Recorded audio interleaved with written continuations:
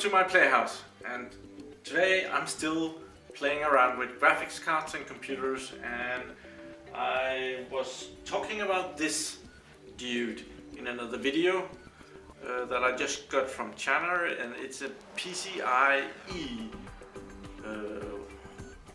X1, or maybe it's the opposite way, X16. Anyway, you're able to put in a graphics card in this slot, and you're able to put this thing in your computer, and it will run the graphics card through a USB 3 cable. So I wanted to show that today, and I've prepared that on the table with a computer. Here on the table I have a motherboard, processor, RAM, and a big graphics card. And I have installed the graphics card in the computer, and I'll just run a test. This is PC Mark performance test, and let's go up and see the graphics. The 2D graphics got a 675, and the 3D graphics got a 2113. That's the bottom one down there, and that's the 2D graphics. And what I really want to know is, if I move the graphics card out to this guy, will the performance be similar, or how will that look? And why do I want that? Because I want to put a graphics card in a server like over here. This is an IBM 3650 Model 2. I don't think it can take a graphics card this big. This graphics card will, and even though this computer prop or server would be able to handle that amount of power, there is only this little plug down here for delivering that amount of power, and that's a lot of amps, like 12 volts and 450 amps. That's at least 40 amps. It would be possible to have a graphics card like this on a server, but externally plugging in the graphics card in this slot and powering it from an external power supply. Look at this, it's a blue one. I just found this button yesterday. I've had this power supply for 4 years maybe. I just found the blue light diode button yesterday. That's kind of amusing. So what I'm gonna do now, I'm gonna power down the system and move the graphics card over in this setup.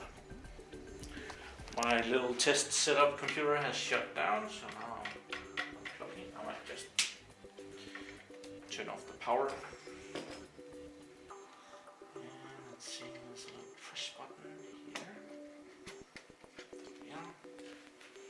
And the power for the thing is going to be the same. But I need, this little thing needs power too. It needs a power input there, and of course the USB connection.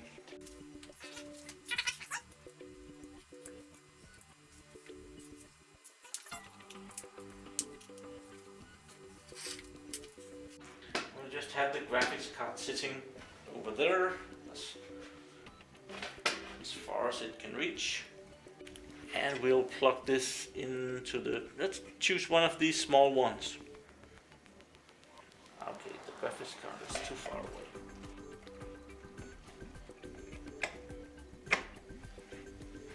And this system is right now being powered on by short circuiting.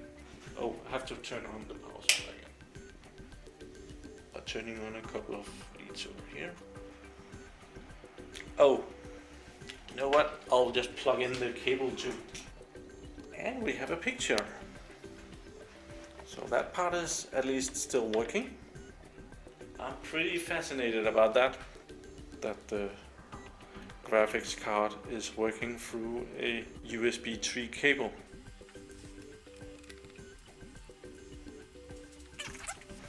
The network cable is in the way. I have to climb over that.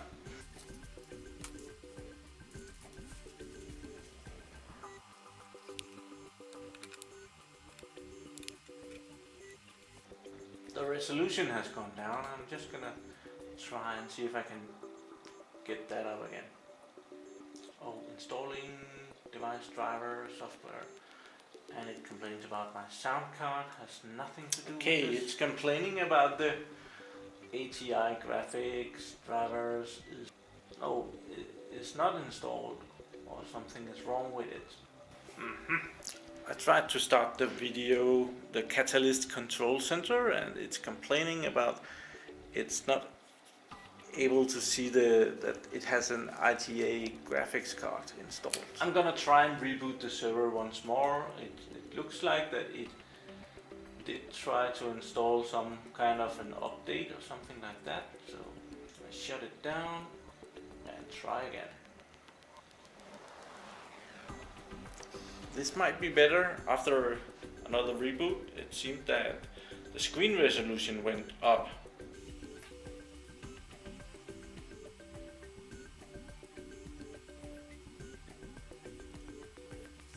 Still complaining about the sound card.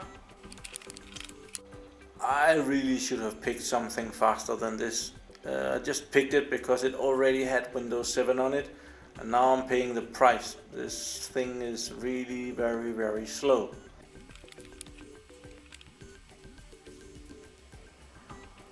Okay, after another reboot, it definitely could now see the ATI Radeon HD 5900 series, and that's because it's also sitting right there. So what I want to do now is I'll try and run the test again. And for those of you who don't know this test, I'll just show where to get it. If you write CPU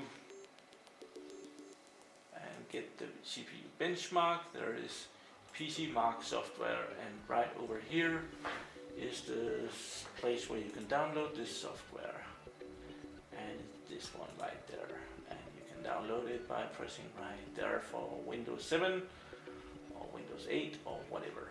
So I did that and I installed it, and it's down here, and it's free to try in 30 days, so I'm still on day 1, and it will do some thinking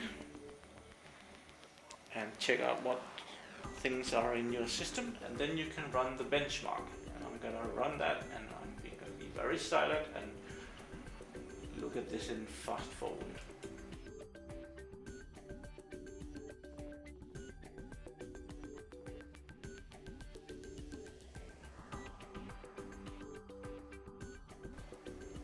Okay, completed. Let's see the numbers, how they look. This looks similar to what I got last time, so I'm not gonna upload this, sorry. Okay, there is some difference here. We got 671 with 2D graphics. That was 675, so that's 4 less. That's nothing, absolutely nothing. But down here we got 1456, and with the graphics card sitting in the right slot, we got 2113. So this is considerably less. So this does work with the graphics card sitting on the side. Now I'm gonna turn it off, and I'm gonna try and move this little slot, the PCI-E slot, over in one of the longer slots, and see if this does any difference at all. Okay, I moved it from this slot and up to this slot, and this is a PCI Express X1 slot, and this is an X16 slot. I'm still only using an the thing that follows, and that's only an X1. So we're gonna start the test again up here.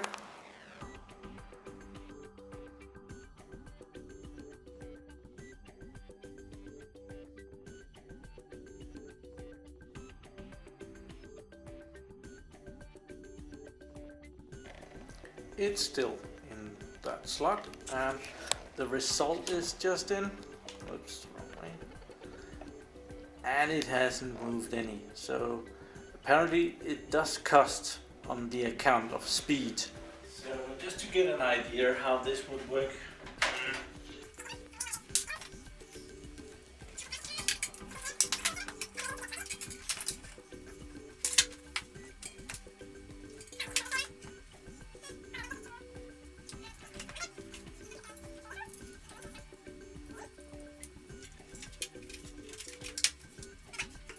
With the external power supply, this server would now be equipped with a rather large and powerful graphics card. I kind of found on the internet that in 2009 this graphics card was the fastest on the market. That's the way that this could work.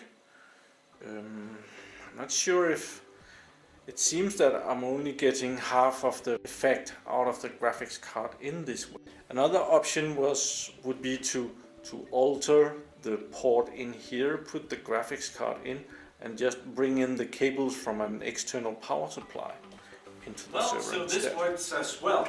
It's rather funny to put a very big graphics card into a machine and just run it with a tiny little cable like this.